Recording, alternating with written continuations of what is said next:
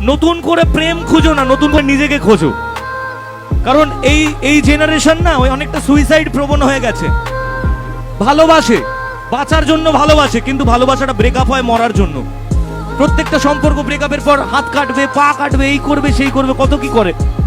আমার বক্তব্য একটাই, বস নিজেকে তৈরি করো, নিজের জন্য বাঁচো। যে তোমাকে ছেড়ে গেছে সে তোমার জন্য কোনোদিন আসেনি।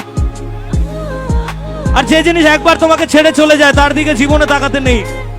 কারণ কথায় আছে, যেদিন তুমি হেসেছিলে সেদিন আমি কেঁদেছিলাম, যেদিন তুমি হেসেছিলে সেদিন তোমার জন্য আমি কেঁদেছিলাম।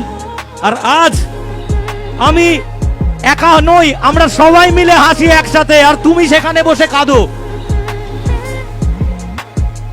তাই একটাই কথা বলবো, নিজেকে তৈরি করো আগে। কারণ এই জীবন আমাদের বাবা মায়ের দেওয়া আর ঈশ্বরের দেওয়া, তার দেওয়া নয় যে তোমায় মাঝপথে ছেড়ে চলে গেছে। তাই কি বলেছি?